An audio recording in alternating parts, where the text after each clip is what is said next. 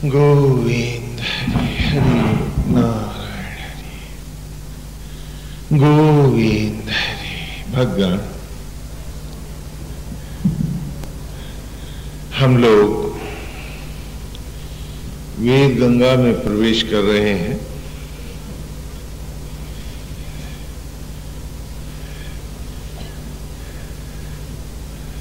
भगवान वेद व्यास और स्वयं भगवान श्री कृष्ण के द्वारा महर्षि मधुछंदा से संकलित ऋग्वेद के आरंभ के प्रथम सूक्त के उपरांत द्वितीय सूक्त की ऋचाओं में है। वेद की इस गंगा में आकर हमने जाना कि जीवन बहुत ही मूल्यवान है। हमने जीवन को सदा ही एक बेमतलब की वस्तु माना और भौतिकता को ही सब मूल्य प्रदान किए। पहली बार जब हम वेद गंगा में आए तो हमें दिखा है कि जीवन का मूल्य किसी भी भौतिक वस्तु से कहीं कहीं अधिक है। आजकल एक बड़ा व्यक्ति होने के लिए मुझे एक बड़ी गाड़ी चाहिए, बड़ा मकान चाहिए, ढेर सारे नौकर चाकर चाहिए, तभी मैं बड़ा आदमी हूं। यानी जितना बड़प्पन है वो सारा का सारा मुर्दा वस्तुओं में है। स्वयं में मैं इतना घटिया हूं कि मैं बड़ा हो ही नहीं सकता अगर मेरे साथ ये सारी मिट्टी के ढेर नहीं है। पहली बार वेद ने कहा कि जिन्हें तू महत्व दे रहा है उनका कोई महत्व नहीं है। महत्व तो उन क्षणों का है जो तुझे तेरा पिता परमेश्वर आयु के रूप में, उम्र के रूप में दे रहा है। ये उम्र के नोट ही है तेरे पास जो असली मूल्य है।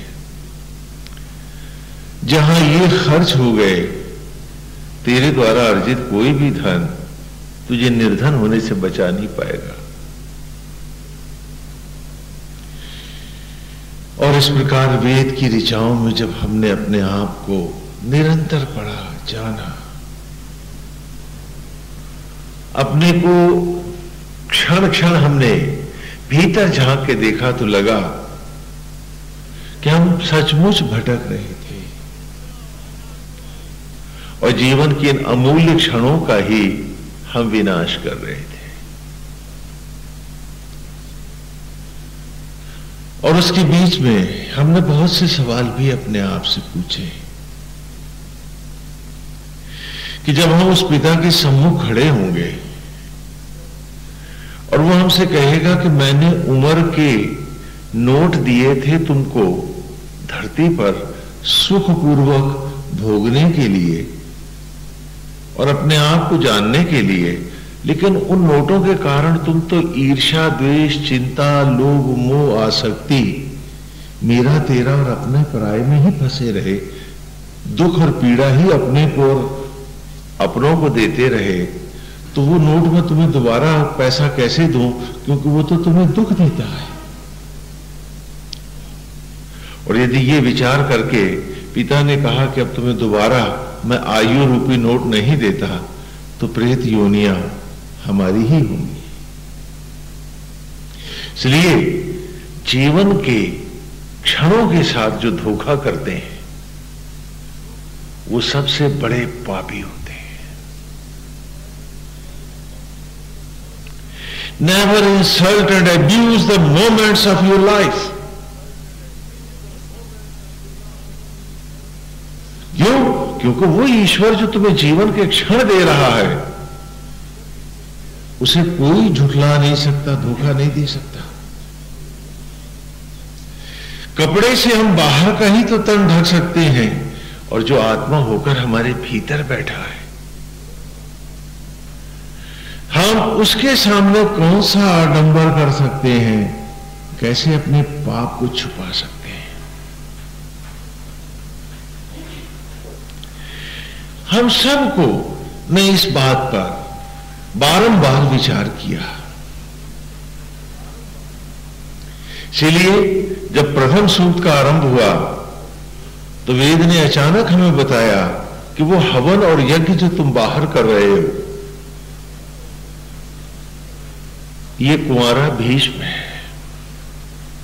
वो यज्ञ जो तुम्हें करना है वही कृष्ण है जो तुम्हारा अंतर है।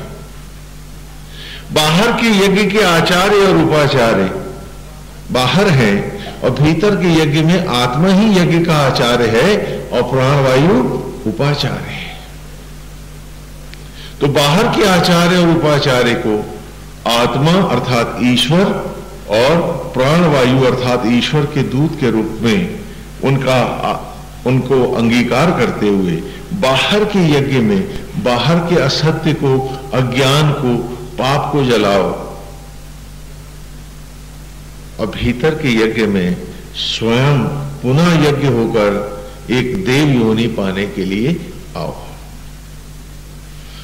क्योंकि बाहर के यज्ञ में बाहर की लकड़ियों पर कोई भी जलाकर चिता की लकड़ियों पर भस्मियों से फल नहीं बना पाया, वनस्पतियों को जलाकर लकड़ियों पर कोई भी बालक नहीं बना पाया। जब जब वो अंतर यज्ञ में ब्रह्म ज्वालाओं ने यज्ञ किया तभी तभी ये आगे बढ़ा और ऊपर उठा। और आज की इस ऋचा में आत्मा और प्राण के साथ प्राण ब्रह्म ज्वालाओं की भी अब दुहाई इस आज की ऋचा में हम देने जा रहे हैं। पूर्व की ऋचाओं में दूसरे सूक्त को थोड़ा सा हम दोहरा लें फिर से, जिससे कि पिछला पाठ दोहरा भी जाए और हमारा एक ध्यान एकाग्र हो जाए। पहले सूक्त में के अंतिम ऋचा में हमने कहा था कि स न पीतेव सूनवे अग्ने सुपायनो भव सचस्वा न स्वस्थ। कि जिस प्रकार पुत्र अपने पिता से सारी शोभाएं पाता है, पिता का से नाम लेता है, पिता से गोत्र लेता है, से रूप लेता है, शरीर लेता है, हाँ, उसके द्वारा उपलब्ध किए हुए ज्ञान, यश और सम्मान को प्राप्त होता है, योग्यताओं को पाता है। धिक्कार है हम पर कि हमारा पिता परमेश्वर अजर अमर अविनाशी है और हम उसके पुत्र क्षणभंगुर है। वो दानी है, हर ओर न्यौछावर कर रहा है, वो उतारम रत्न धात्मम, वो सब पर न्यौछावर कर रहा है जीवन की स्वर्णिम उपलब्धियां, जीवन के अमूल्य क्षण, और हम भीख मांग रहे हैं, भीख मांगे हैं।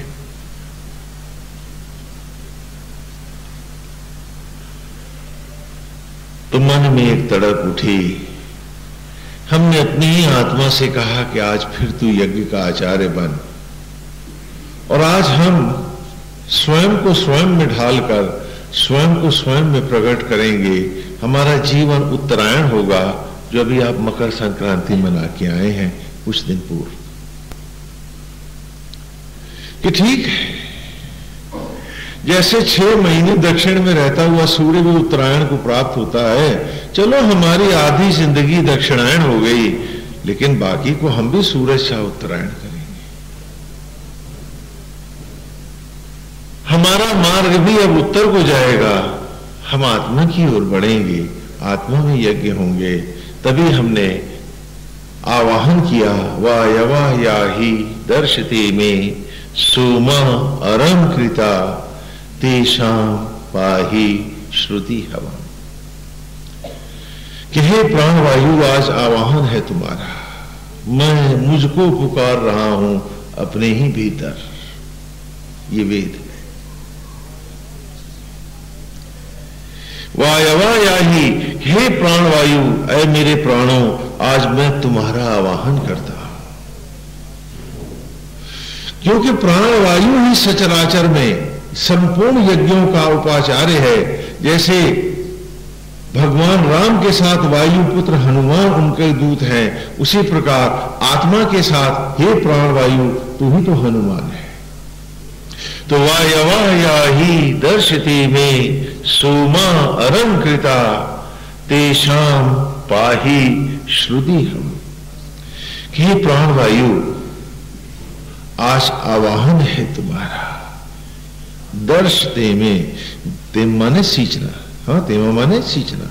उस दर्श यज्ञ को सींचने के लिए, दर्श यज्ञ उसको कहते हैं जिसमें नई उत्पत्ति होती है, अर्थात मैं शरीर रूपी सामग्री को ब्रह्म ज्वालाओं में, आत्माग्नियों में यज्ञ करता हुआ, जीव और आत्मा के द्वैत को अद्वैत करता हुआ स्वतः ज्योति बनकर प्रकट हो जाता हूं।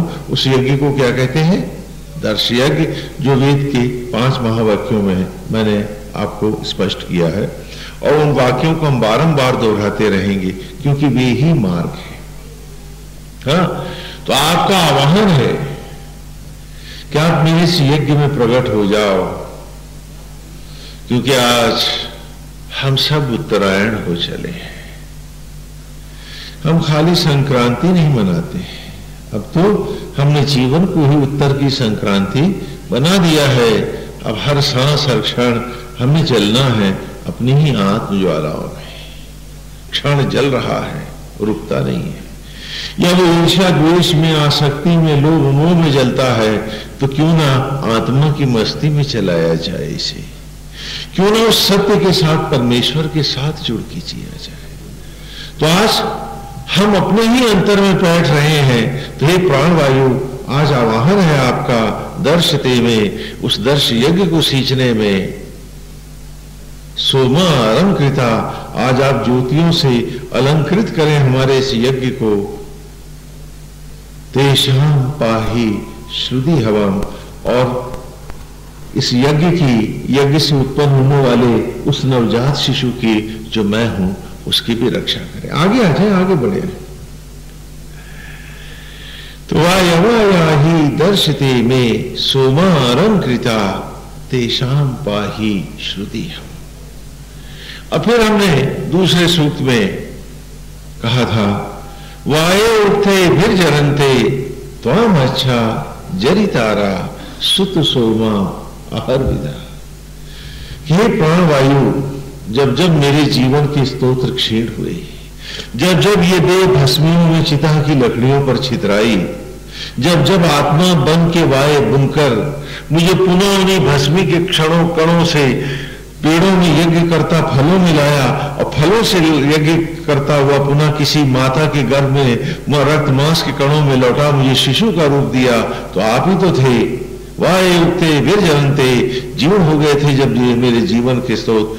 त्वाम अच्छा जरी तारा, आप ही ने तो मुझे पुनः जरत्व से तारण दिलाया था, भस्मी से पुनः शिशु बनाया। जब आत्मा ने तो सुत सोमा अहर विदा, आप ही ने तो प्राणों का रस सींचकर मुझे पुनः प्राण पल्लवित किया, मुझे प्राणवान बनाया, मुझे जीवन के क्षण प्रदान किए। वायुतौ प्रपंचति धीना जिगाति दाशुषे उरोचि सोम पीतय। कि हे प्राण वायु, वायु तव माने आप, कि हे प्राण वायु आप ही तो है। धेना माने सागर, है ना। प्रपंचति, जो ये असीम सचराचर रूपी असार संसार रूपी सागर है, इस सब के आप ही तो जिगाती, जिगतनु अर्थात प्राणवायु हैं, उपाचार्य हैं, यज्ञ के उपरित्विज हैं। चाहे ग्रह का निर्माण हो, सूर्यों की स्थापना हो, पृथ्वियों का निर्माण हो, जीव का हो, जीव जंतुओं के निर्माण की बात हो, हर यज्ञ में, हर उत्पत्ति के उस यज्ञ में, प्रत्येक जीव के सचराचर के निर्माण में, जहां स्वयं परमेश्वर आत्मा बन के यज्ञ के आचार्य बनकर आते हैं, आप ही उनके साथ उपाचार्य होते हो। आपके अतिरिक्त और दूसरा सचराचर में कोई यज्ञ का उपरित्विज होता ही नहीं है। जो भी उपाचार्य और आचार्य बाहर के यज्ञ में बैठते हैं, वे केवल आपका प्रतीक कहे जाते हैं, यानी वो रिप्रेजेंट करते हैं प्राणों को ही, जैसे ऋत्विज रिप्रेजेंट करता है हमारी ही अंतरात्मा को, जो हमारे घर हवन आदि कराने आता है। तो वायु तब प्रपंचति कि हे प्राणवायु, आप ही तो इस असीम सचराचर के धीना प्रपंचति जिगाति दाशु से हर यज्ञ के द्वारा सचराचर को उत्पन्न करने वाले हैं। उरुचि सोम पीते, और आप ही व्यापकता से सबको, रुचि माने व्यापकता से सबको, सोम अर्थात ज्योतियों का, जीवन ज्योतियों का पान कराने वाले हैं। तो आपके अतिरिक्त हमारे इस यज्ञ में कौन होगा? आज हमने बाहर के हर रास्ते को मोड़ दिया है।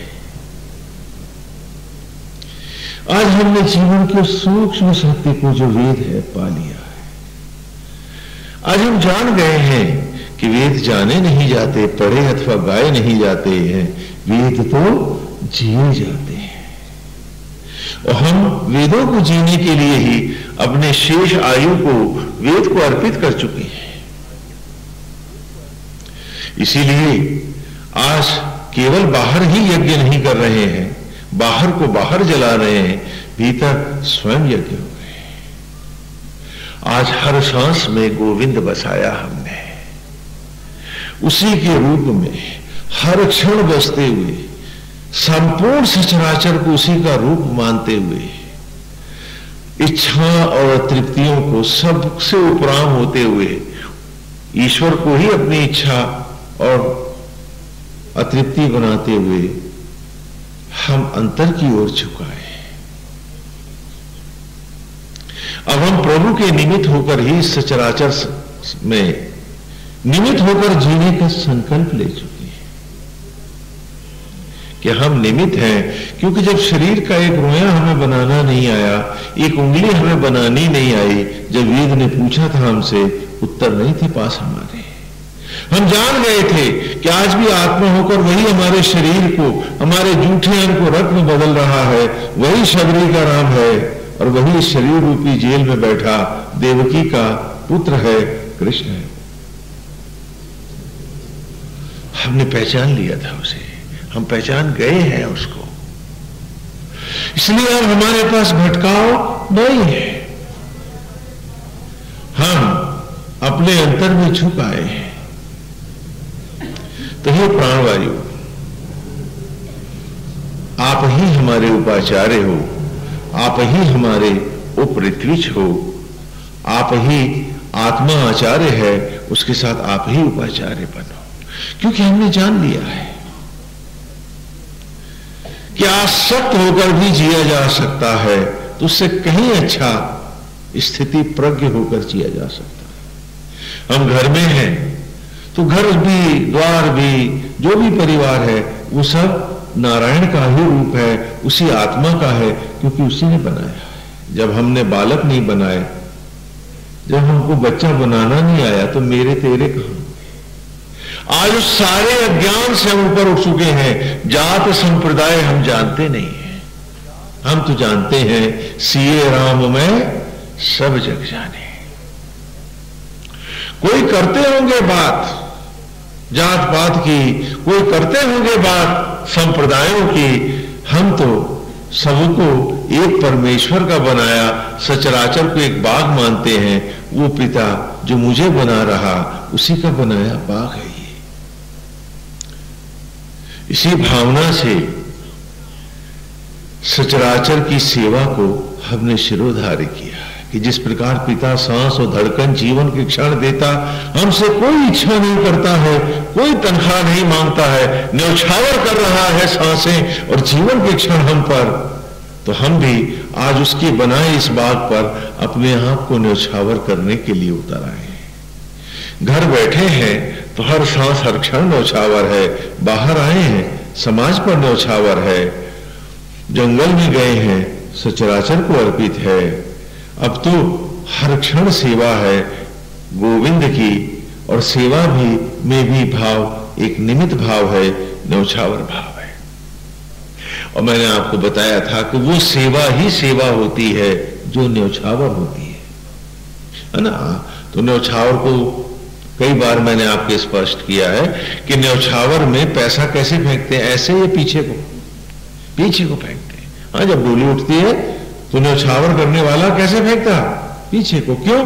कि मैं भी ना देखूं न्यौछावर उठाया किसने। क्योंकि अगर मैंने देखा अमुक अमुक को मेरी सेवा मिली, तो नारायण को कहां मिली? वो तो अमुक अमुक को मिली और मेरे को उसका दम्भ मिला।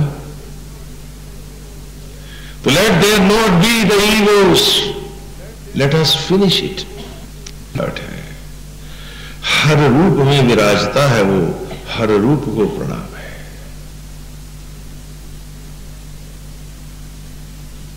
और तब अगली ऋचा में इसी भावना से जब हमने अपने को फिर कुरेदा था, वेद की ऋचाओं में हम कुरेदते हैं अपने भीतर, और तब हमने जाना था कि सचराचर, ये ग्रह और नक्षत्र इतने छोटे हैं कि शायद मेरे भीतर एक हिस्से में समा जाए। मेरे भीतर अथाह गहराई है, सारे ग्रह नक्षत्र सूर्य सब मुझ में समाये हैं, क्योंकि उनको बनाने वाला पिता परमेश्वर भी आत्मा होकर हमारे भीतर है। गीता में भगवान ने कहा कि हे अर्जुन, मैं शास्त्रों सूर्यों को तेज देता हूं। तो शास्त्रों सूर्यों को तेज देने वाला वो कृष्ण, वो आत्मा हमारे भीतर बैठा है। उस सूरज को तो ये आंख देख लेती है, लेकिन इससे 1000 गुना अधिक सूर्यों को तेज देने वाला भीतर बैठा है। ये आंख उस रोशनी को नहीं देख पाती, तो मेरी मुझसे कितनी दूरी है, कितनी गहराई है। ये सूरज आपसे 9 करोड़ मील दूर है।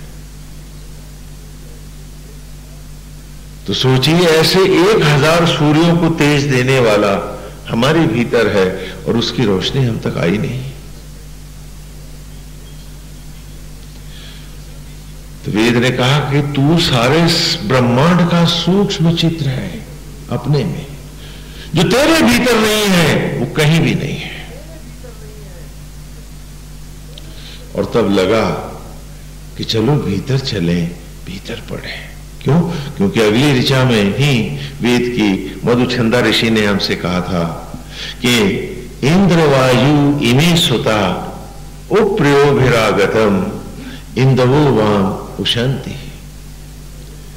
कि इंद्र वायु कि महान आत्मा और प्राणों के द्वारा उत्पन्न किए हुए उस अमृत को जो तुम्हारी आत्मा में रखा है, निचोड़ा हुआ जो अमृत है, जो संजीवनी है, जो संजीवनी मंत्र है, जो तुमको नित्य धनी बना सकता है, वेयर जहां के आयु के नोट कभी घटते नहीं है। तो इंद्र वायु इमे सुता उप्रयोभिरागतम।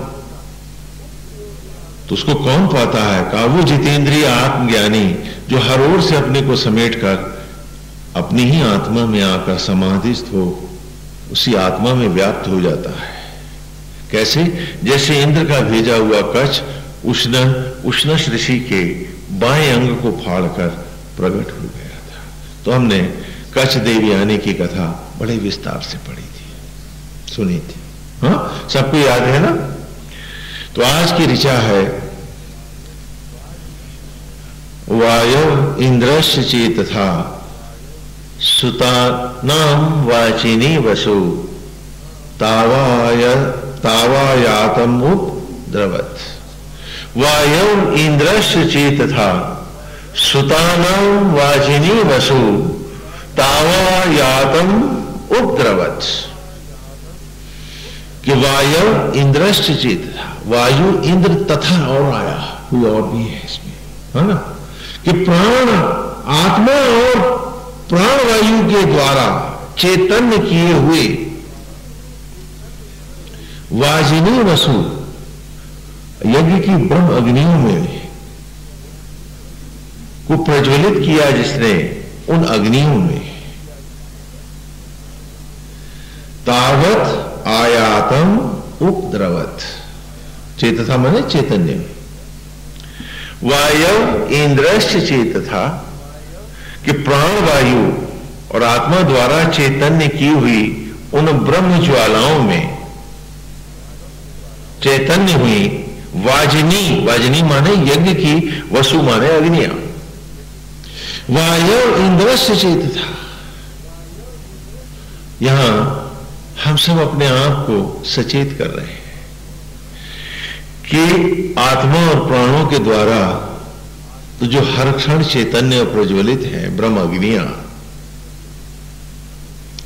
क्योंकि ये ना होती तो सांसें धड़कने कहां होती, ये जीवन कहां होता और तू कहां होता।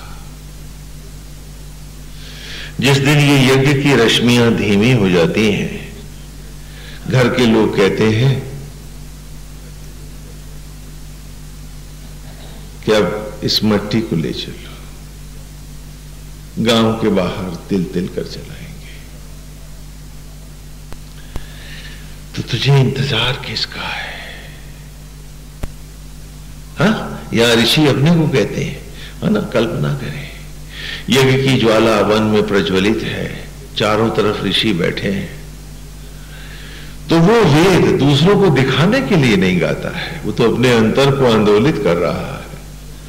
Vedas are the book of auto suggestions, where we suggest our own selves. हम अपने आप को चेतावनी देते हैं, स्व प्रेरणा देते हैं, अपने अंतर को प्रेरित करते हैं। इसीलिए कहते हैं कि वेद सुनाए नहीं जाते, वेद जिए जाते हैं। तो यहां कह रहा है वो कि प्राण वायु और आत्मा के द्वारा चैतन्य है, जीवन का हर क्षण उसी यज्ञ से प्रकट हो रहा है। सुतानाम वाजिनी वसु, ये यज्ञ की ज्वाला, ये ब्रह्म ज्वाला ही तो तुझे हर सांस, हर धड़कन और क्षण दे रही है। तो फिर बाहर क्यों भाग रहा है, क्षण क्यों गवा रहा है? इसके उसके मेरे तेरे में कहां फंसा बैठा है? क्यों चिंता ईर्ष्या द्वेष लोभ मोह में अपना सर्वनाश किए है? अरे जागता क्यों नहीं, पहचानता क्यों नहीं अपने आप को?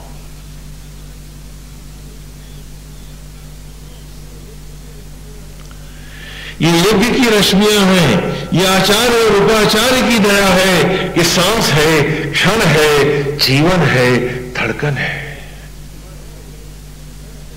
ये हटा तो तू किसका और कौन तेरा?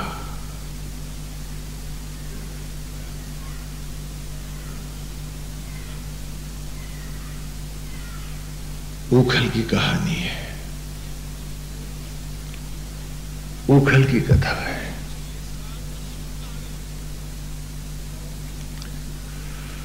राम की लीला है, हम सब की कहानी है।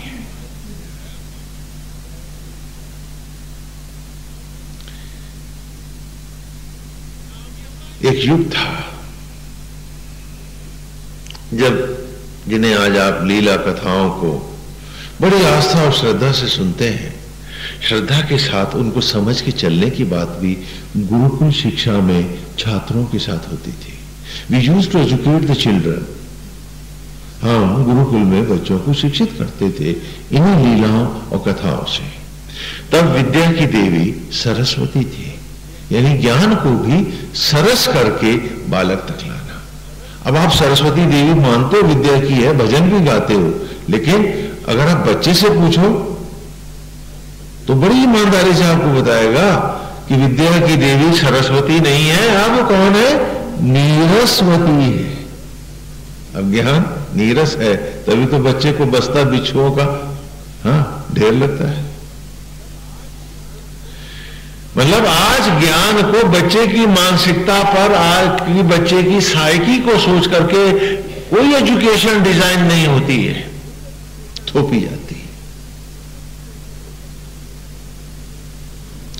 और शायद इसीलिए मेंटल एबनॉर्मलिटीज बढ़ती जा रही हैं, आदमी खोता जा रहा है, मट्टी के अंबार इकट्ठे हो रहे हैं, हम सब अपने आप को भूलते जा रहे हैं। तो बच्चों को सुशिक्षित करने के लिए हम ये सब लीलाएं दिखाते थे।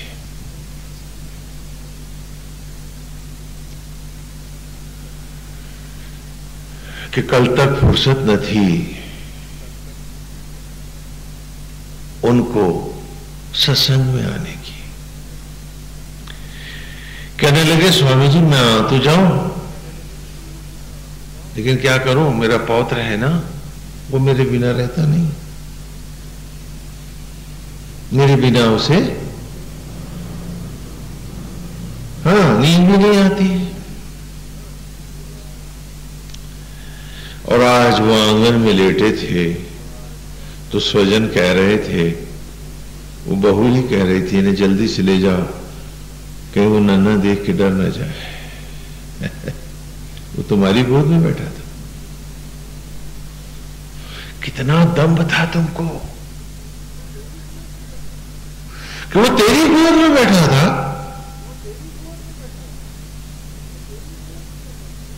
या कि वो उस आत्मा की, उस यज्ञ की ही गोद में बैठा था जो धड़कन था तेरा।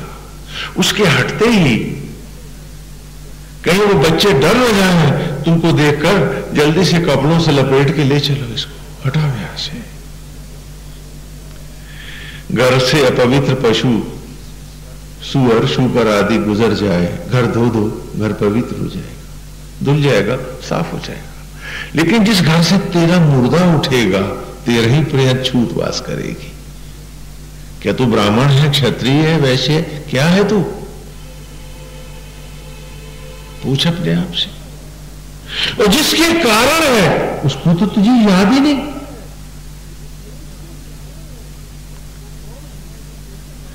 कि वो कौन है जो तेरी सांस और धड़कन बना है, वो कौन है जो तेरी जूठन को रख में बदल रहा है। ले जाते हैं घर से बाहर, नदी गांव से बाहर, नदी के किनारे शमशान घाट में तिल तिल कर जलाते हैं।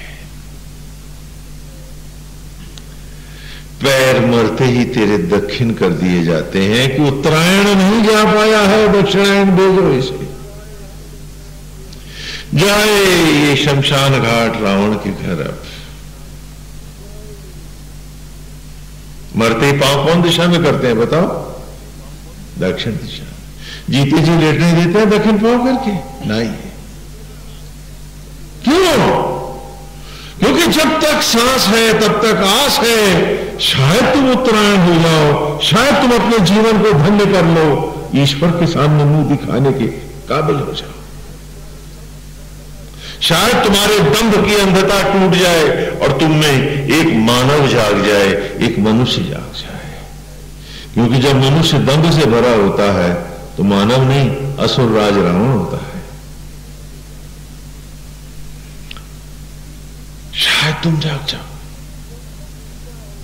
इसलिए जब तक जिंदा हो, जब तक सांस है, जब तक धड़कन है, कहेंगे दक्षिण पांव मत करो, क्योंकि दक्षिण गए पांव भटक जाते हैं, लौट घर नहीं आते, पाप की योनियों में प्रायश्चित के लिए जाते हैं। और जब घर में ही तुम मरे पड़े थे तो वेद ने कहा दक्षिणायन जा रहा है, पैर दक्षिण कर दो, ले चलो इसे। और घर के वो सारे मित्र स्वजन तुम्हारे, वो सारे चहेते तुम्हारे, तुम्हें अर्थी बनाकर ले चले, ले आए शमशान घाट पे। कहा अब इसका क्या करें, अब इसका क्या करें? कहा ये आत्मा से अद्वैत करके, जिस जीवन यज्ञ से इसने अद्वैत क्यों नहीं किया? ये 10 इंद्रियों को 10 मुंह बना करके दशानन रावण जैसा बाहर बाहर ही क्यों भागता रहा? ये 10 इंद्रियों का निग्रह करके ये दशरथ क्यों नहीं बना? अरे इतनी बड़ी उम्र में एक बार भी से होश ना आई, ऐसा सोया ही।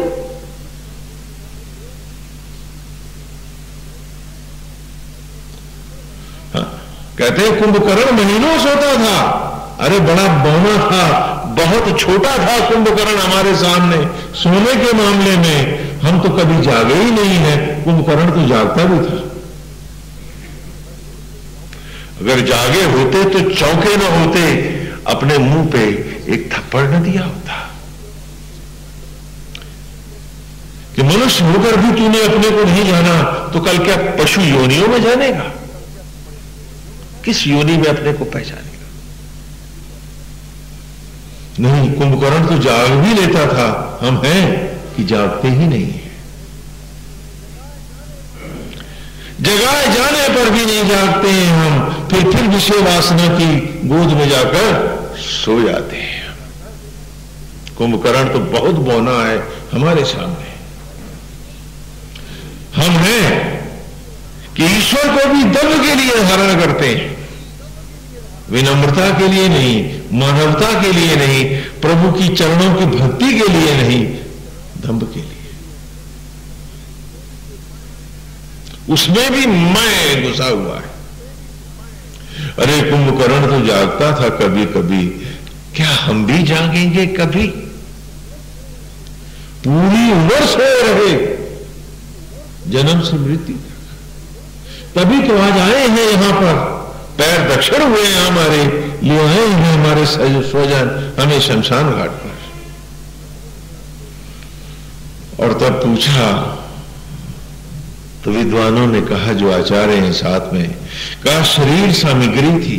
सुनो ध्यान से, शरीर सामग्री थी, जीव यजमान था, आत्मा यज्ञ का आचार्य था, प्राण वायु उपाचार्य था, ब्रह्म ज्वाला ही यज्ञ की ज्वाला थी।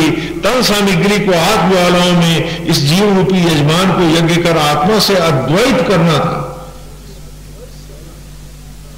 सो हुआ नहीं, अब ना आचार्य है ना उपाचार्य है, सामग्री है और फंसा यजमान है जीव। तो कहा ये अंतर्मुखी क्यों नहीं हुआ? आप तो कहते हो स्वामी जी मुक्ति हो गई उसकी, हम भी कह देते हाँ भाई मुक्ति हो गई। देखो क्या करेंगे, व्यर्थ में आपको पीड़ा तो देंगे नहीं। अब जो जागना ही नहीं चाहता उसको भाला गाड़ के जगाएंगे थोड़े ना। हाँ कहें हाँ भाई ठीक है, तेरा सोना ही सही है, फिर अब क्या कहें हम। लेकिन सत्य क्या है वो भी आज जान लो हमसे।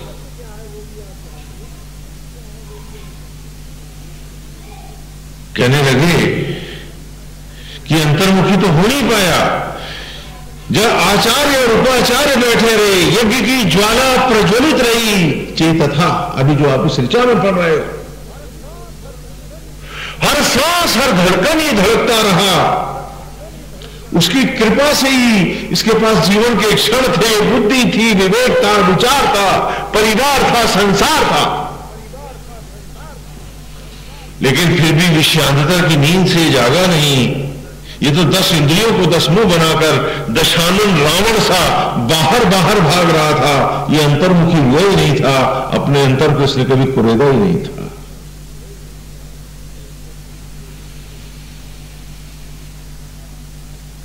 तो कहा अब क्या हो, क्योंकि ज्वाला भी गई, आचार्य और उपाचार्य भी जा चुके हैं, सामग्री यज्ञ से हीन पड़ी है। अब क्या हो, यजमान फंसा हुआ है इसमें, वो मुर्दा पड़ा है ना। वेद विज्ञान कहता है वो मर गया, वेद कहता है नहीं जीव इसमें है। इसकी अवस्था कैसी है, जैसे टूटे हुए रथ में फंसा हुआ कोई महारथी।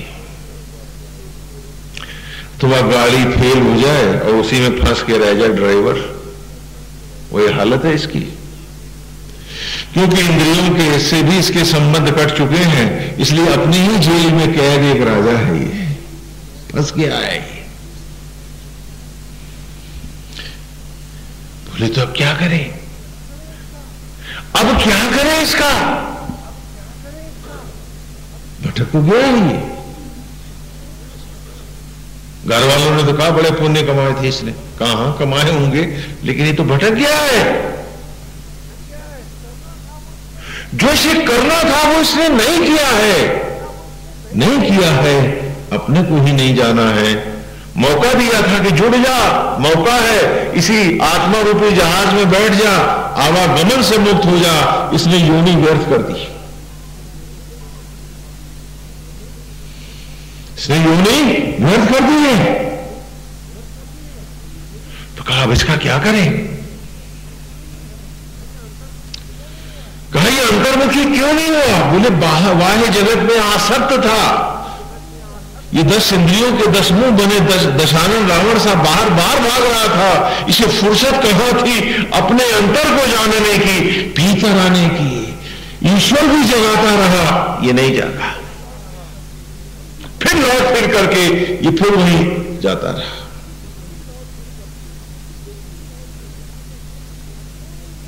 कहा तो अब क्या करें? तो कहा ये अंतर्मुखी क्यों नहीं हुआ? ऐसी क्या बात थी? कहा अपने बेटों की आसक्ति में फंसा रहा, बुढ़ापे में गया है तो बेटों की पोतों की तो आसक्ति होगी इसे। तो कहा ठीक है, फिर उन बेटों को बुलाओ।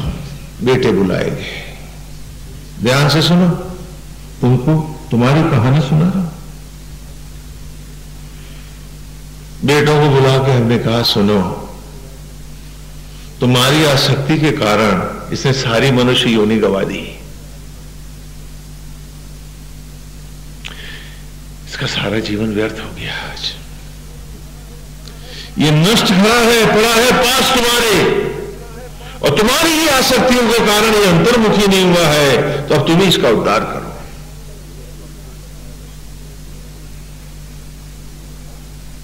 अब तुम ही इसका उद्धार करो।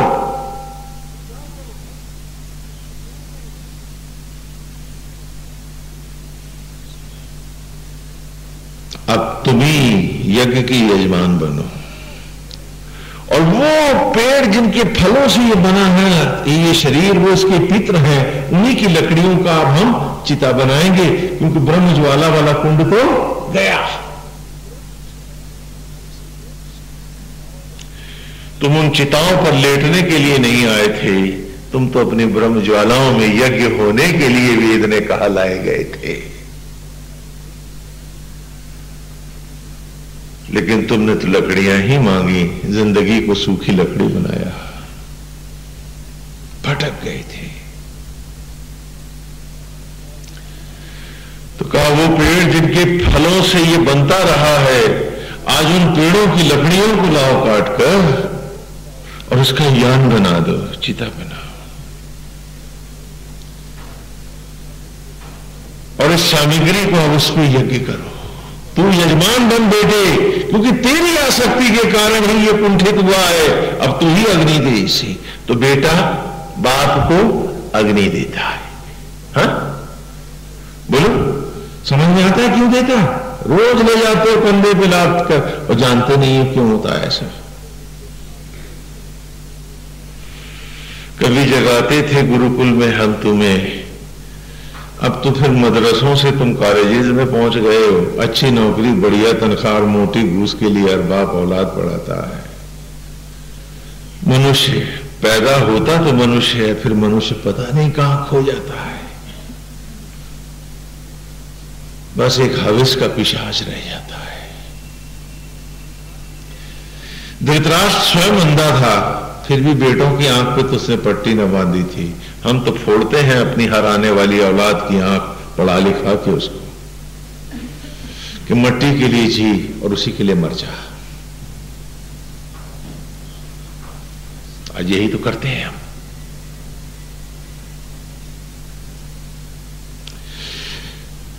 चिता सजा दी गई है, सामग्री की तरह उस देह को नहलाया धुलाया गया है, पूजा की गई है, उसका समन स्नान हुआ है। उस स्नान को समन कहते हैं, जिसमें मृतदेह को नहलाते हैं, पवित्र करते हैं। अथवा यज्ञ की सामग्री को भी हवन से पहले उस स्नान को भी समन स्नान कहते हैं। इससे पहले वर के जल से जब वधु नहलाई जाती है तो उस स्नान को भी समन स्नान कहते हैं। तीनों अवस्था वेदने का एक ही है। वर्ण से पूर्व की अवस्था, तो उसको नहलाया है, उसके मुंह में घृत आदि का संचार किया है, और भी कुछ डालते हैं, वो सोना चांदी जिसके लिए ये अंतर्मुखी नहीं हुआ था। हाय सोना, ऐसा सोना चबाया कि सोया ही रहा और सो ही गया, सोना सोना हो गया। और ला करके उसको लिटाया है, बेटे से कहा है अग्नि दे, जला इसे। बेटे ने परिक्रमा करके यज्ञ की धूनी से जलाया है उस अर्थी को।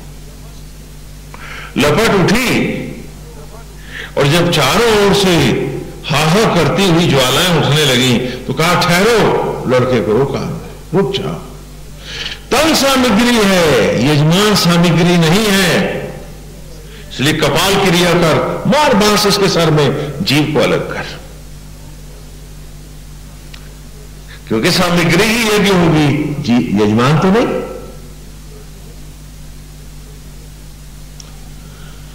आजकल बहुत से जगह कपाल क्रिया बंद हो गई, ऐसे ही डाल के चले आते हैं, विशेषकर साउथ वगैरह में हमने देखा, जानते ही नहीं कि इनके पीछे हमारा एक उद्देश्य था, जो चले गए हैं उनका और उद्धार करें, और जो बाकी रह गए हो उन्हें जगाएं कि कहीं ये गलती तुम न दोहरा देना। अमूल्य है मनुष्य, अपनी इच्छा से नहीं आए हो, आगे पता नहीं कब पाओगे ये रूप,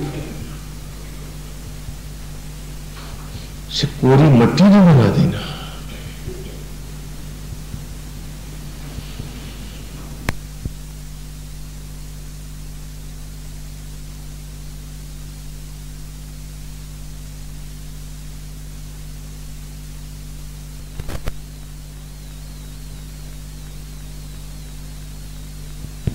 कभी तो जाग लेना।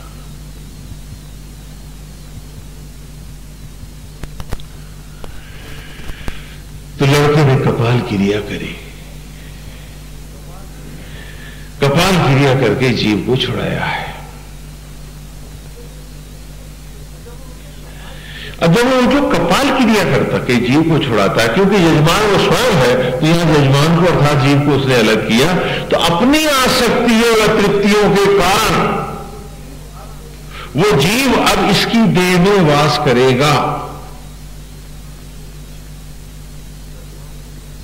10वां पर्यंत। इसीलिए जो कपाल क्रिया करता है उसे घर के लोग भी नहीं छूते, वो अलग बाहर तखत पे बैठता है बरामदे में, और उसको खाना भी दूर से डालते हैं। क्यों? किसकी देह में प्रेत का वास है। अब इसी की इंद्रियों से वो गीता, गरुड़ पुराण, भागवत इत्यादि सारे धर्म ग्रंथ सुनेगा, वो इसी की इंद्रियों से सुनेगा, तब प्रायश्चित करेगा और तब यथा योनि गमन करेगा। इसीलिए ब्रह्म भोज के बाद उसकी भस्मी में जो आप बटोर के लाते हैं, आप देखते हैं कि कौन सा चित्र बना, तो वो किस योनि में गया।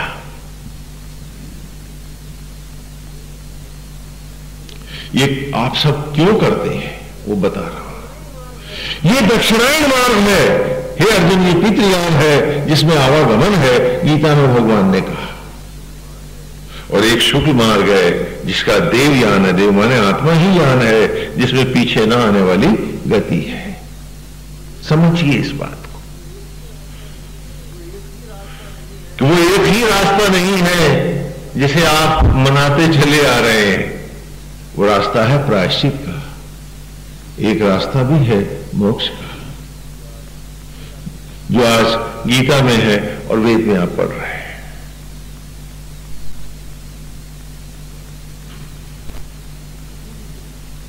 तो इसीलिए 10वें के बाद आप उस चित्र देखते हो कि किस योनि में गया हो।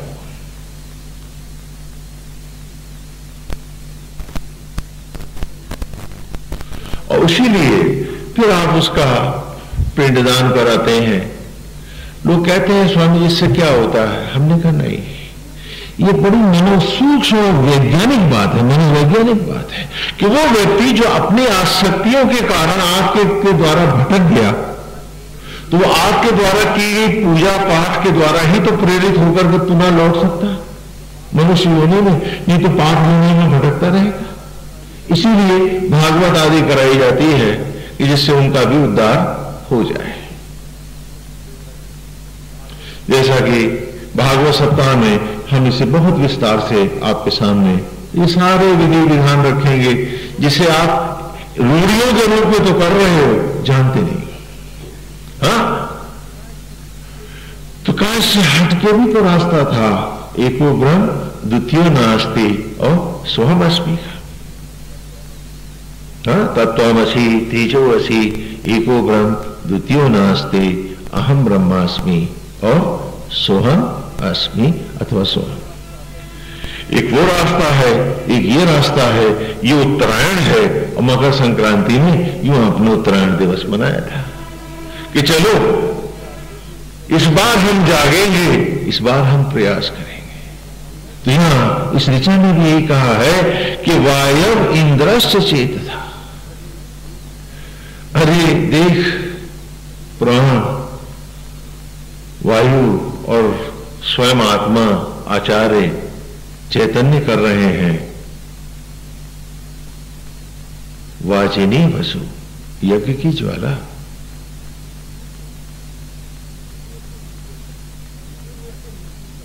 उसी में से निचुड़कर सुता नाम उत्पन्न होकर जीवन के क्षण और सांस आ रही हैं। अरे चल ना, तावत हाँ, शीघ्रता से आ, तत्क्षण आ, तुरंत आ। हाँ, यातम आयातम, आजा। और उसी में डुबाए अपने आप को उस आत्मा में द्रवत, और निचुड़ जा तू भी इसमें, समा जा इसमें। ये अवसर फिर न आएंगे। मौत के बाद तो प्रायश्चित रह जाएंगे, जिंदगी के सुनहरे क्षण रुक जाएंगे। अभी से आत्मा के साथ जुड़ना सीख ले। वेद को जीवन की राह बना ले, वेद को अपने जीवन की हर सांस में गुंजा दे। सत्संगी हो जा, सत का संग कर। आज हम सब कुछ संगी हैं, सत्संगी नहीं है, क्योंकि हम बाहर किसी का संग नहीं, सबसे पहले अपने ही मन का संग करते हैं। अगर मन को संगी तो जीव कैसे हो जाएगा सत्संगी? और आज हम सब अपने मन को नहीं मांजते, नहीं धोते। हम ईमानदारी से अपने आप को खरीदते भी तो नहीं है, जगाने का प्रयास भी नहीं करते हैं कि जब एक तन का एक रोया हमने नहीं बनाया। बनाया क्या है? कोई मां जो कहे कि मैं मुझे उससे उंगली बनाने आती है? वो परमेश्वर ही बना रहा है, हर गर्भ को वही शिशु से वरण कर रहा है, वही चिता की राख को पुनः वनस्पतियों में ला रहा है। तो ये जितना सचराचर है, ये परिवार उस परमेश्वर का या कि तेरा मेरा? बोलो बोलो, इसकी कौन सी जात है, इसका कौन सा संप्रदाय है?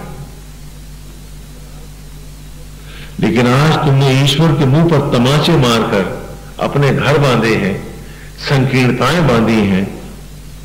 हाँ? और तुम्हें तो प्राणी मात्र को सीने से लगाना था, तुम तो इंसान बांटने वाले लोग। सोचो, विचार करो। जाना था भीतर, वो धर्म जो सबको जोड़ने की गोद का काम करता था, आज वही सबको बांट रहा है। क्यों?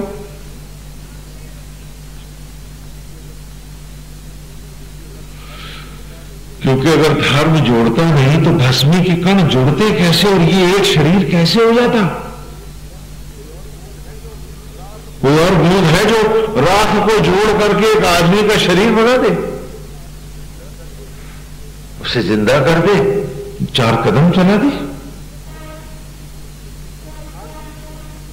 तो धर्म तो ईश्वर के साथ जुड़ा विषय है, ये तो हम सबको जोड़ता है, बांटता नहीं।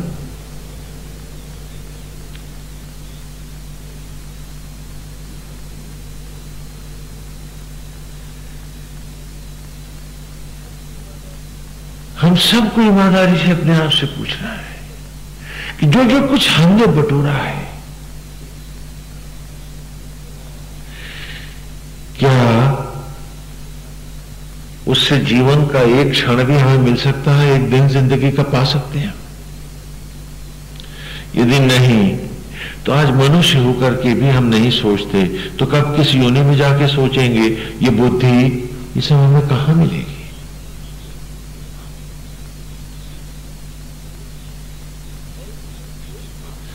और इसमें कोई मुश्किल काम नहीं है।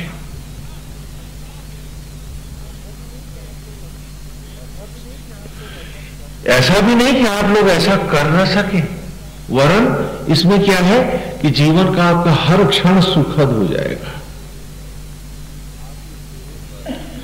आपके चेहरे पर सूरज का तेज होगा, रोग व्याधियों और विपत्तियों का ही विनाश होगा। घाटा नहीं होगा, क्योंकि घाटा तो वेद किसी का कराता नहीं। केवल मन के भाव को बदलना है आपको। जैसे कि हम गुरुकुल में छात्रों का बदलते थे।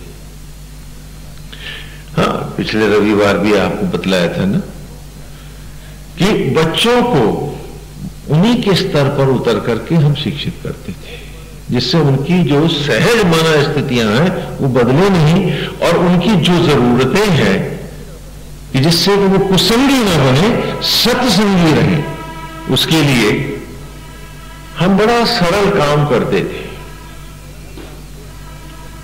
कि हम जानते हैं चाहे वो बच्चा है या बूढ़ा है, आप सब नकलची लोग हैं, नकल करते हैं। क्यों? इसीलिए तो समाज भटक जाता है। जब चार आदमी गलती करते हैं बड़े, तो छोटे भी करने लगते हैं। उसके बाद क्या है कि गलत काम करना एक चलन हो जाता है ना। आप सब चिल्ला रहे हैं स्वामी जी हर चीज में मिलावट आ रही है ये नहीं सच में? बोलो बोलो बोलो। अच्छा ये बताओ कि मिलावट करने वाले क्या मंगल ग्रह से आ रहे हैं या आप ही में से सब लोग? बोलो बोलो बोलो बोलो।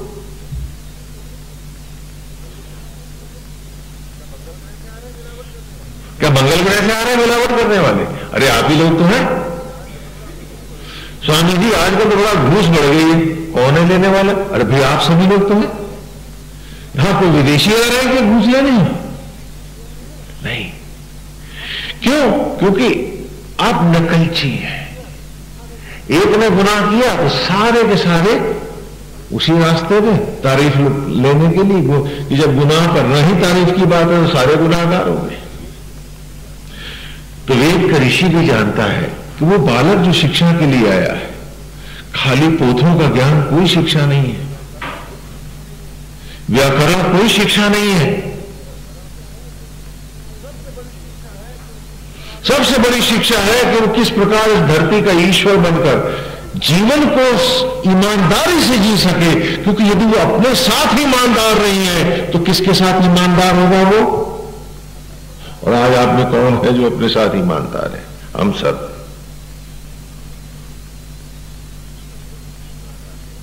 और जो अपने साथ ईमानदार नहीं, वो किसके साथ ईमानदार होगी?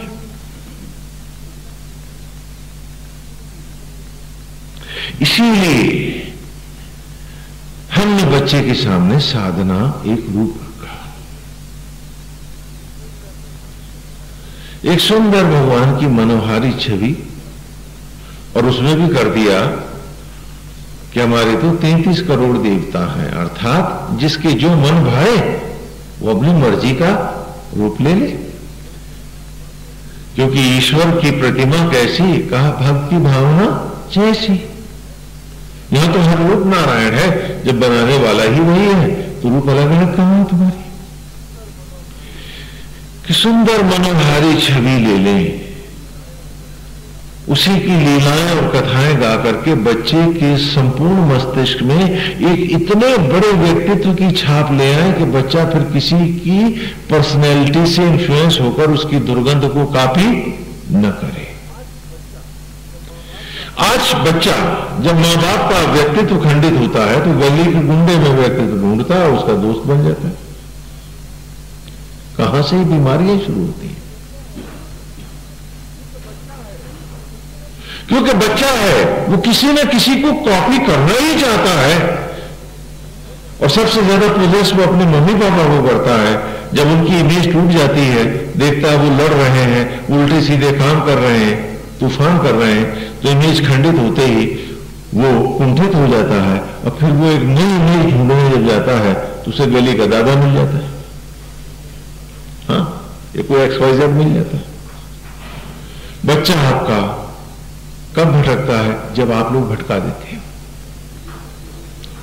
और क्योंकि आप खुद ही भटके हुए लोग हो, अपने से अनभिज्ञ हो, तो बच्चा क्यों नहीं भटके? सारा दोष युवा पीढ़ी को है कि स्वामी जी युवा पीढ़ी भटक गई है।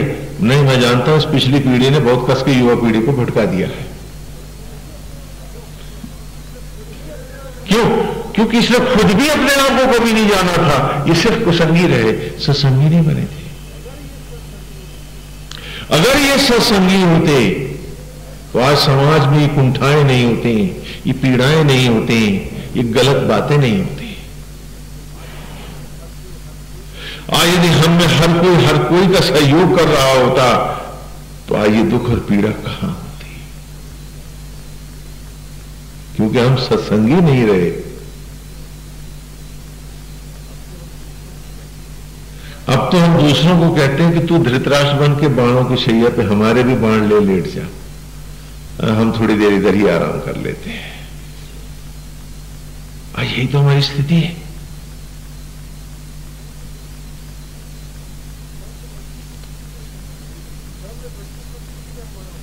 तो हमने बच्चे को एक सुंदर मनोहारी छवि दी है और वो अजर अमर अविनाशी है, वो सर्वशक्तिमान। See the psyche behind it.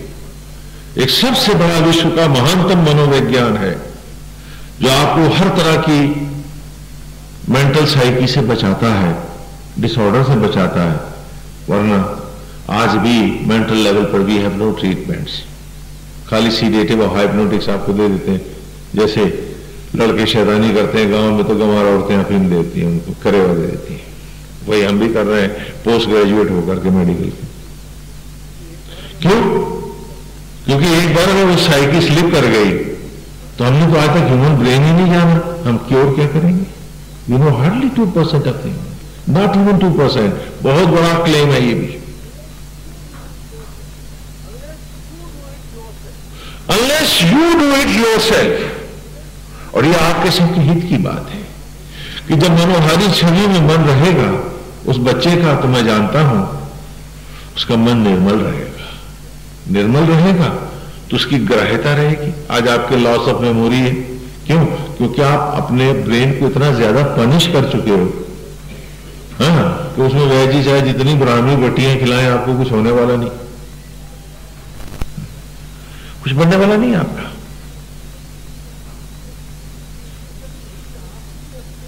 क्योंकि जब खुद ही आप ही अपने मेंटल साइकी के दुश्मन थे तभी तो आप कुसंगी बने।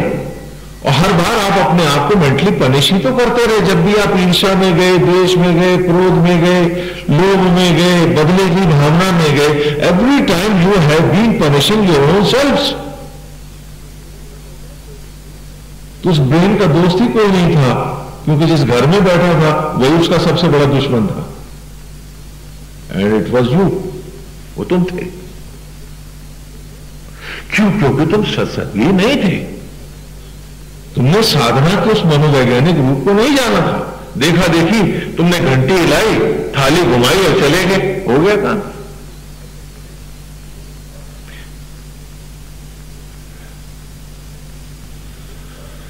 हम उस बच्चे को बताते हैं कि ये ईश्वर है, ये तुम्हारे भीतर बैठे।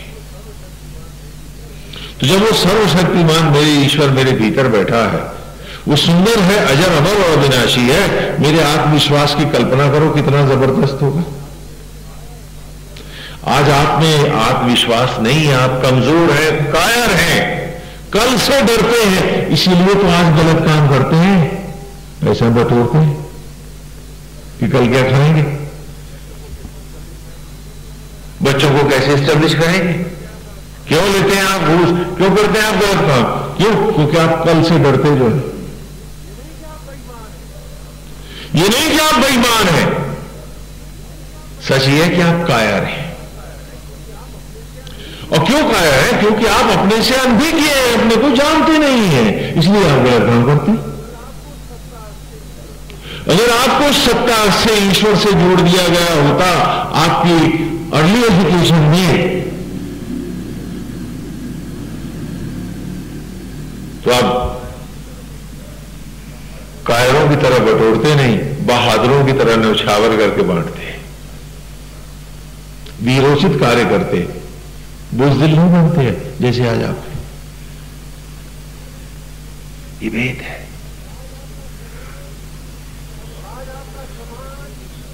और आज आपका समाज इसी कायरता के कारण ही तो विखंडित है।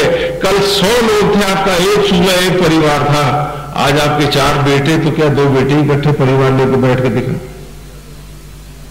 2 दुश्मन क्या लड़ेंगे जो वो लड़ेंगे।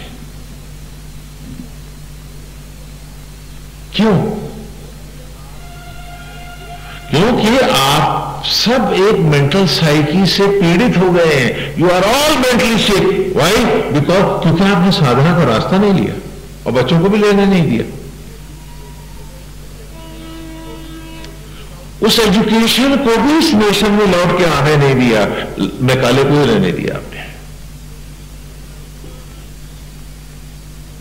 इसीलिए तो अब उस बच्चे के मन में एक ईश्वर की एक विशाल प्रतिमा, एक इमेज है। अब उससे बड़ा कोई व्यक्तित्व आएगा तभी तो उसको कॉपी करेगा, और वो कहां से आएगा? दूसरा कारण, नशा। ये जीव का सहज स्वभाव है। हम लाख कहें कि नशा बंद करो, नशा बंद करो, आप लोग नहीं करोगे। क्यों? क्योंकि नशा तो आप सभी करते हो। और मैं जानता हूं कि सहज स्वभाव है खुशी की तरफ, नशे की तरफ। हाँ, कुछ बहकने को हर मन जाएगा।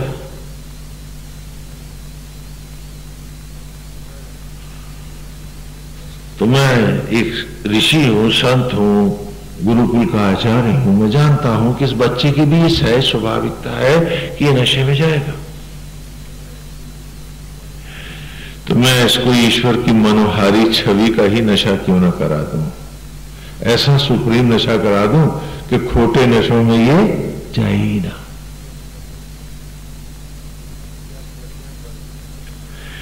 क्या बढ़िया बर्फी खाने के बाद कोई सड़ी हुई मिठाई खाता है? बोलो, खाता है क्या? तो जिनको आत्मा का नशा नहीं, वही तो इंद्रियों का नशा करते हैं।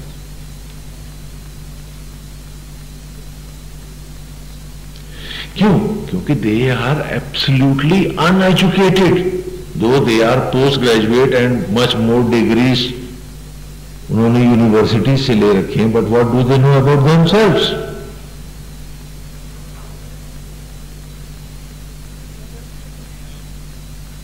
कितने जानते हैं अपने आप को?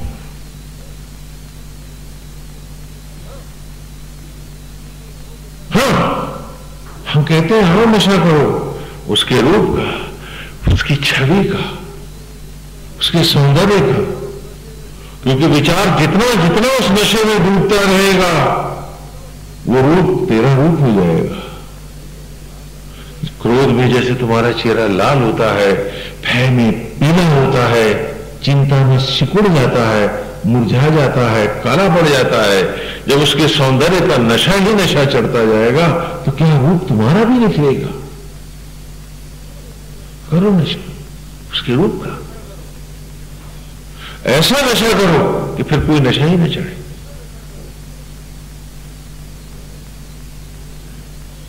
और किसी नशे की जरूरत भी नहीं। इसलिए वो चाहे राजा बने, इकोनॉमिस्ट बने, अर्थशास्त्र पढ़े, वणिक बने, सेनापति बने, शिल्पी बने, समाज के जिस अंग की हमसे शिक्षा ले, लेकिन साधक वो जरूर रहे।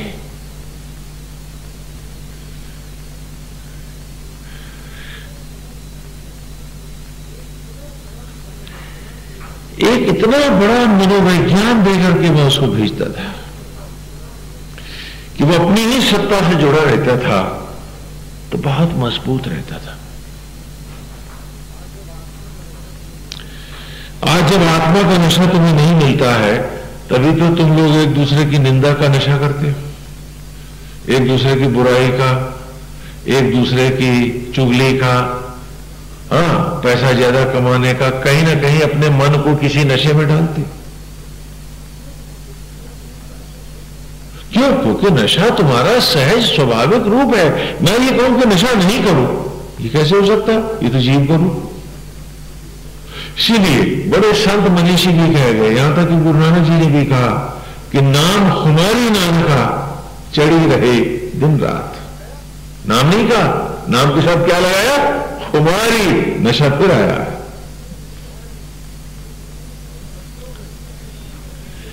उन बच्चों में उनके मन को ऐसा ईश्वर के साथ बांध दो, क्योंकि वो किसी का संग हम में से कोई नहीं करता, सब अपने अपने मन का संग करते हैं। अगर मन ईश्वर में बन गया है तो तुम सत्संगी हो, मन वहां नहीं बना है तो कुसंगी। इसीलिए कथाओं के द्वारा भी, लीलाओं के द्वारा भी हम इसी प्रकार उनके मन को मांझते थे। जैसे कि रामायण में भी हमने आपको दिखाया कि 10 इंद्रियों को रखने वाला बैलगाड़ी में बैल को रखते न, केवल डालते हो क्या है? दशरथ है। और जब मन दशरथ है तो उसकी मनोवृत्ति क्या है? कौशल्या।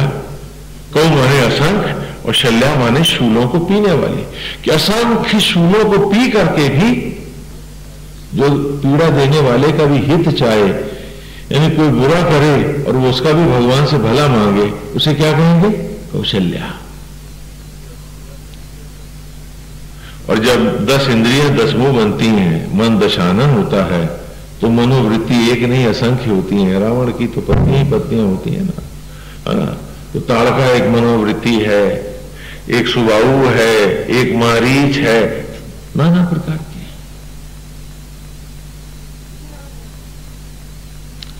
यदि आप चाहते हो कि आपका मन विषय वासनाओं का नशा न करे, तो उसे प्रभु के रूप का नशा करा दो। वो सगुण है, वो निर्गुण है, वेद इस झगड़े में जाता ही नहीं है। कहा वो सगुण है या निर्गुण है, वो तो भक्त की भावना में बंधा है। जैसी भावना है वही रूप है उसका। उसकी मनोहारी छवि का दर्शन हम अपनी आत्मा में करें, उसी के सुंदर रूप को बसा लें और अपने आप को उसी के साथ जोड़ते हुए चलें। उठते बैठते सोते जगते उसकी छवि बंधी रहे, तो क्रोध, द्वेष, ईर्ष्या, लोभ, मोह सब किनारे रहे। हम ड्यूटी करें, हम अपने कर्तव्यों का निर्वाह करें। हम घर गृहस्थी को छोड़ने की बात नहीं कहते। हम कहते हैं कि पहली बार हम एक ईमानदार गृहस्थ बने। आप समझते हो कि मियां बीवी और बच्चों का हो जाना गृहस्थी है, यह आपकी सबसे बड़ी भूल है। गृहस्थ शब्द का अर्थ है गृहम स्था इति। जो घर में स्थित है उसे क्या कहते हैं? गृहस्थ। और घर कहां है तुम्हारा? ये शरीर ही तो घर है, और ये शरीर भी घर नहीं अगर आत्मा न रहे इसमें। तो आत्मा अर्थात वो यज्ञ ही तुम्हारा घर है, जिसे वेद में तुम सुन रहे हो, तुम जान रहे हो, अपने को पढ़ रहे हो। तो जो आत्मस्थ नहीं वो गृहस्थ कैसा?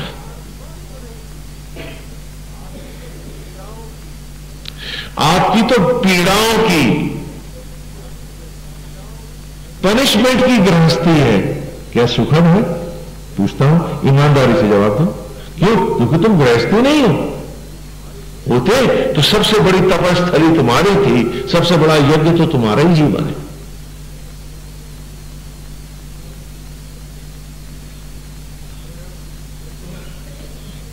म्यान के भीतर चलती थी तलवारें ही तो गृहस्थी है तुम्हारी। म्यान फाड़ती हैं तलवारें। घर से बाहर क्या चलेंगे? भीतर ही चला करते हैं। क्या सच नहीं है? क्यों? क्योंकि तुम गृहस्थ नहीं हो। तुमने गृहस्थी कभी पढ़ी ही नहीं है, तुम कभी अपने करीब नहीं हुए, तुमने अपने को कभी जाना नहीं है।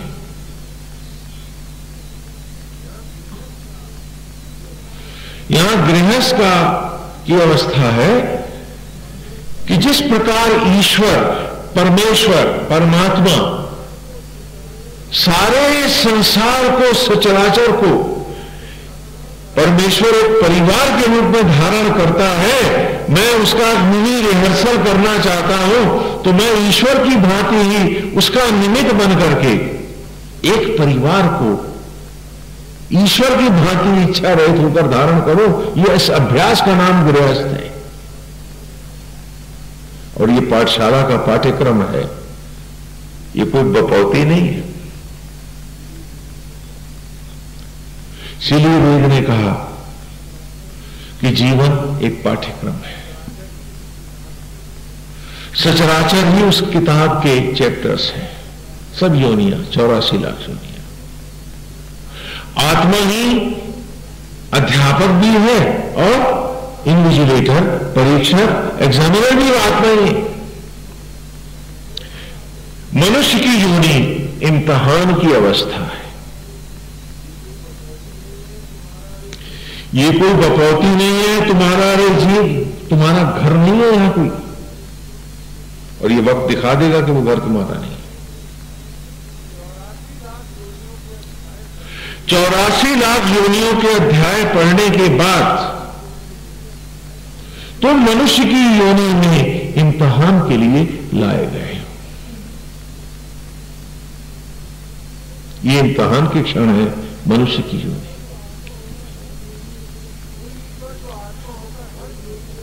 वो ईश्वर जो आत्मा होकर हर योनि में तुम्हें सांस धड़कन देता रहा, तुम्हारा गाइड बना रहा, इस मनुष्य की योनि में वही इन्विजिलेटर है, एग्जामिनर है।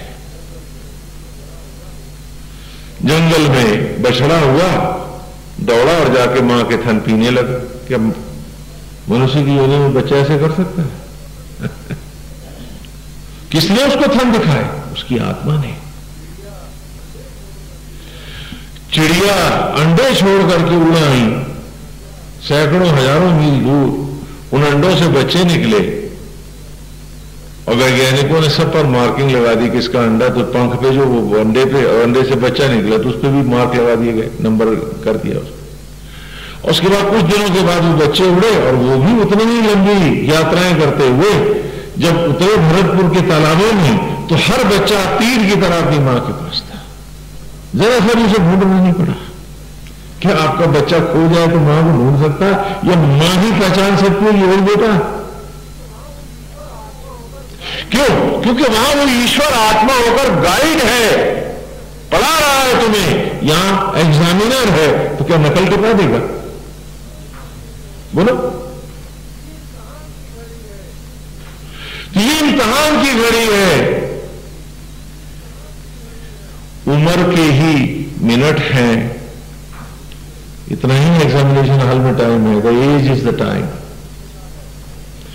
शरीर उत्तर पुस्तिका है, वो भी उसी ने दी है, एग्जामिनर ने। तुमको बनाने नहीं आती, आती है। तो शरीर की उत्तर पुस्तिका है, परिस्थितियों का प्रश्न पत्र है, सर्कमस्टांसेस का। और आयु ही परीक्षा की घड़ी के क्षण है।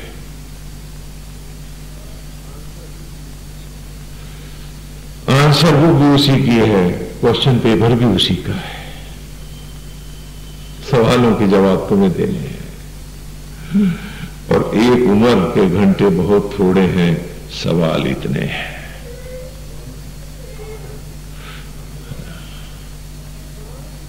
हाँ, तो सवालों के जवाब दो,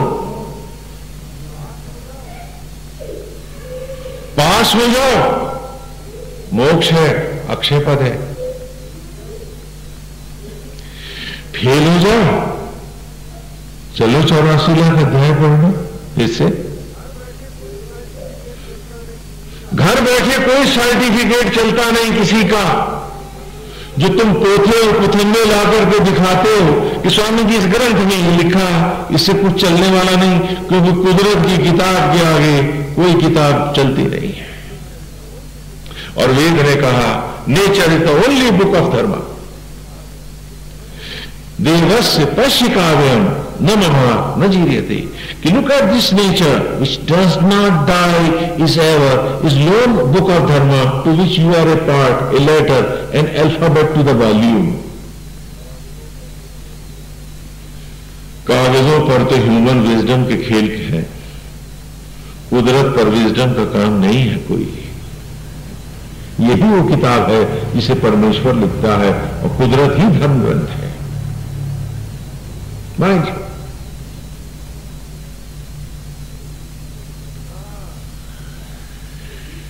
तो कहा शरीर है उत्तर पुस्तिका, परिस्थितियां हैं प्रश्न पत्र और आयु है इम्तिहान के घंटे। सवालों के जवाब दो। आत्मा, वही आत्मा जो पढ़ाता रहा तुम्हें 84 लाख योनि, वही यहां पे एग्जामिनर बन के खड़ा है। पास हो जाओ मोक्ष है, फेल हो जाओ 84 लाख अध्याय पढ़ने चलो। हाँ, थोड़े नंबरों से अगर रह गए हो, शॉर्ट टर्म एग्जामिनेशन हो जाएगा। हाँ, वो भी है बीच में। हाँ, री एग्जामिनेशन जो 2 महीने बाद हो जाता है, महीने बाद भी हो जाता है। हाँ, शॉर्ट टर्म एग्जामिनेशन भी हो सकता है। वो क्या है कि अगर थोड़े नंबरों से रहना तो 12 योनियों के बाद फिर मनुष्य योनि ले लो, 84 लाख नहीं भेजूंगा। इसलिए जब भी आपके घर में लड़का उत्पन्न हुआ, बच्चा पैदा हुआ, तो आपने 12 दिन का क्या मनाया? सूतक। क्यों? कि ये हमारा ही पूर्वज है। हाँ, शॉर्ट टर्म से लौट के आ रहा, न कि मोक्ष से फिर आ रहा। क्यों भाई? आपने तो सबको मुक्तियां दे दी हैं। हाँ? कि हमारा ही पूर्वज है ये। थोड़े नंबरों से रह गया था इसलिए हमारे घर आया, इसलिए 12 जन्मों की शुद्धता का प्रतीक 12 दिन का सूतक मनाए लो। और जब घर ही में मर गया तो कहा फिर 12 जन्मों वाले में एक दिन और जोड़ के 13 ही मना लो, फिर महाशूद्र हो गया। बोलो, समझ में आते थे? ये सारे हम क्यों कराते थे? क्योंकि यह धर्म कोई एक पोथा किताब नहीं है। द लाइफ इज धर्म। इसी का नाम सनातन धर्म है। सनातन का अर्थ होता है नित्य, अजर, अमर, अविनाशी, और वो है आत्मा। तो आत्म धर्म का जो दूसरा पर्यायवाची है उसी को सनातन धर्म कहा गया है। कि हम आपको किसी व्यक्ति के पीछे जाने को नहीं कह रहे हैं, अपनी ही आत्मा के पीछे जाने को कह रहे हैं। वो जो आपकी जूठन को रत्न बदल रहा, और अगर आप उसके नहीं हो, उसके सगे नहीं हो, तो आप किसी के सगे नहीं। इसीलिए बहुत से संप्रदाय आते हैं जो सनातन धर्म को स्वीकारते हैं, लेकिन उनकी बाध्यता धर्म पर नहीं है। वो मानते हैं, अपने ढंग से मानते हैं, उनकी मर्जी। यहां तक कि सनातन धर्म में ईश्वर की कल्पना भी देखिए कि वेद व्यास से पूछा कुछ ऋषियों ने कि वेद व्यास, तुम कृष्ण को ईश्वर क्यों कहते हो? बड़ा भारी सवाल है। ये तो इतिहास पुरुष हैं, मनुष्य हैं। तो तुम इन्हें ईश्वर क्यों कहते हो वेद व्यास, और तुम इनके पितामह हो? तो वेद व्यास मुस्कुराते हैं और कहते हैं कि ऋषिगण,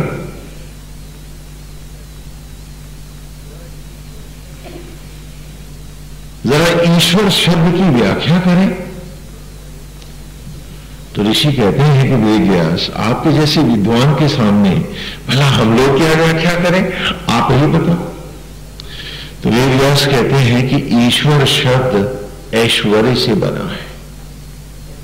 ईश्वर शब्द ऐश्वर्य से बना है। जाओ डिक्शनरी देखना उठा करके। In all the dictionaries that you find, वो हिंदी की हो संस्कृत की, अमरकोश की, ईश्वर शब्द ऐश्वर्य से बना है। कि जो प्राणी मात्र को ऐश्वर्य दे, स्वयं को भुलाकर, उसे हम क्या कहते हैं? ईश्वर। का चिता की राख को उसने पेड़ों के गर्भ में, अन्न और वनस्पतियों में लौटाया, सबका पेट उसने भरा, लेकिन कभी कहने नहीं आया। आप ही लोग चिल्लाए बच्चों के सामने कि तुम्हारा भरण पोषण कर रहे हैं, फलाना कर रहे हैं, वो तो नहीं आया कहने। ये गीत तो आप ही ने गाए, उसने तो कभी नहीं कहा। कि जो प्राणी मात्र को ऐश्वर्य दे स्वयं को बुलाकर, तो घट घट में पेड़ों में व्याप्त उस आत्मा को हमने क्या कहा? ईश्वर। और उसी आत्मा ने भोजन को यज्ञों के द्वारा रक्त मांस में नफल गर्भ में शिशु का रूप प्रदान किया, लेकिन वो मां बाप नहीं कहलाए, वो तो आप कहलाए थे। तो वो सम्मान लेने भी नहीं आया। इसलिए हमने आत्मा को क्या कहा? आपके देह में जो व्याप्त है ईश्वर। तो कहते हैं वेद व्यास कि संत ऋषि जन ईश्वर नाम की कल्पना हमने आपको इसलिए नहीं दी धरावासियों को कि दंभ से, घमंड से, मिथ्याभिमान से वशीभूत होकर अपने को ईश्वर कहें। अरे ईश्वर तो विनम्रता और सेवा का नाम है कि जो प्राणी मात्र की पीड़ाओं को हर ले और अपने सुखों को उन पर न्यौछावर कर दे, उसे हम कहते हैं ईश्वर। तो वेद व्यास कहते हैं कि ईश्वर की कल्पना चारों वेदों ने इसलिए दी कि काश तुम सब भी धरती के ईश्वर बनते, चार लोगों की पीड़ाओं को हर लेते, धरती को वसुंधरा बना देते, पीड़ाओं का अभाव होता, तुम धरा के ईश्वर कहते, धरती स्वर्ग हो जाती। वेद व्यास कहते हैं इस परिभाषा में कृष्ण तो परमेश्वर है। यूं भी मानो तो है और अंशों में भी मानो तो साक्षात है। और धरती का मनुष्य ईश्वर बने, यही वेद की कल्पना है। कहा कि जब तू पुत्र उस ईश्वर का है, उस आत्मा का है, अरे तो लज्जित क्यों नहीं होता कि तू उस जैसा क्यों नहीं है? क्योंकि बेटा ही तो बाप का नाम लेता है, बेटा ही तो बाप का गोत्र लेता है, बेटा ही तो बाप का रूप लेता है, बेटा ही तो बाप का उत्तराधिकारी बनता है। और पुत्र हो तुम सब ईश्वर के, और कोई उत्तराधिकार नहीं पास तुम्हारे, कुछ नहीं उसके जैसा।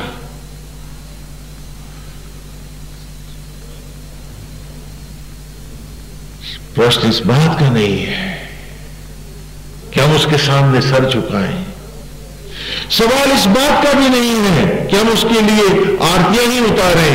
सवाल इस बात का है कि हम बेटे हैं उसके, अरे हमने वो दया क्यों नहीं, हमने वो प्राणी मात्र के साथ समर्पित होकर जीने का भाव क्यों नहीं, हम सब में देखते अपने पिता को क्यों नहीं।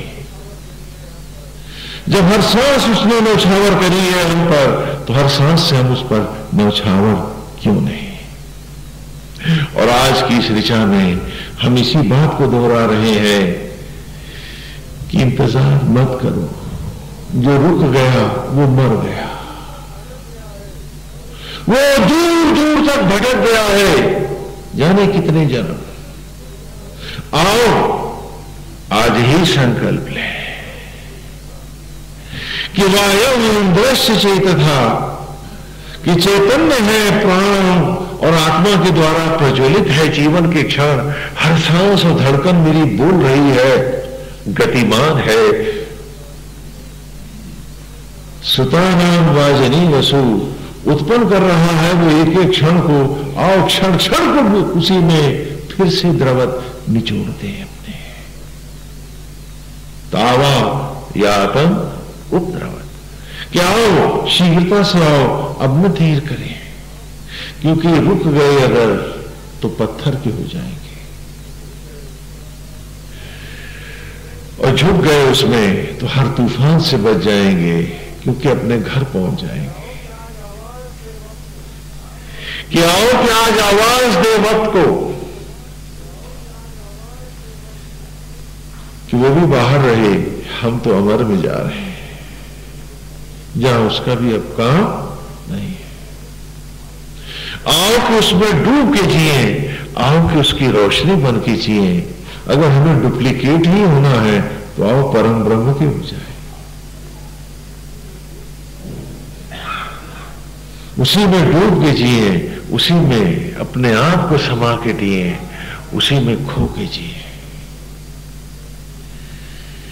कि हर क्षण उसी में डूबा रहे। ठीक है, पत्नी परिवार है, हम उसके निमित्त हैं, है तो उसका, बना तो वही रहा। हम खाली रामलीला का अभिनय ही तो कर रहे हैं, कथा तो उसी की दोहरा रहे। तो निमित्त भाव से हर कर्तव्य में हम आगे रहें, आसक्ति में हम पीछे रहें। कि ड्यूटी इज अवर पार्ट, कर्मण्येवाधिकारस्ते मा फलेषु कदाचन। कि हम उसके स्थिति प्रज्ञ होकर अपनी ड्यूटीज को करें, उसी के निमित्त बन के करें, मन को उसी में रमाए रहें, सत्संगी बनाए रहें। जिसको जीना है वो जिएगा, जिसको मरना है वो मरेगा। दोनों अवस्था हमारी सीमा से परे हैं, हमारे आदेश में कुछ नहीं है। जब है नहीं तो रोना कैसा, गाना कैसा, ड्यूटी करें। बीमार है दवा लाएं, पैर दबाएं, फल ला के दें, सेवा करें, आगे उसकी वो जाने। Can't we do that? और वही समय जो हम दुख में, चिंता में बिताते हैं, वो उसके प्रभु की मनोहारी छवि के ध्यान में बिताएं, तो शायद उसको का भी भला हो जाए। क्या हम इस प्रकार अभ्यास करें? नहीं कर सकते। और इसमें दुख क्या है? सुखी सुख है। आज 80% आपके जो रोग हैं उसका इलाज वैद्य जी नहीं कर सकते, डॉक्टर नहीं कर सकता, हकीम नहीं कर सकता, क्योंकि 80% रोगों का कारण आपकी रोगी मानसिकता है। तो शरीर को दवाइयां देकर कौन ठीक कर देगा? हाँ बोलो, जबकि रोगी तो मन है और इलाज हो रहा है शरीर का, आप ठीक कैसे हो जाओगे? बताओ बताओ मेरे को जवाब दो। कहते स्वामी जी यहां इलाज कराया, वहां इलाज कराया, कुछ दिन चल रहा होता है, फिर गड़बड़ हो जाता है। क्योंकि आपका इलाज वहां नहीं, यहां होना है, इस जगह होना है। और उसके लिए कोई डॉक्टर बाहर से नहीं आएगा, आप सबको अपना अपना डॉक्टर बनना पड़ेगा मेरे साथ। 80% आपके रोगों का कारण आपकी रोगी मानसिकता है। चिंता, ईर्ष्या, द्वेष, लोभ, अतृप्तियां, इच्छाएं हैं। जिस दिन आप इनको जला देते हो उस दिन आपकी जिंदगी जगमग हो जाती है, और उसी दिन आपके रोग और व्याधियां अपने आप बढ़ने लगते हैं। कहा है एक साधे सब सधे, कहो सब साधे सब जाए। तो आए आज हम लोग संकल्प पूर्वक उस मनोहारी छवि को साधे,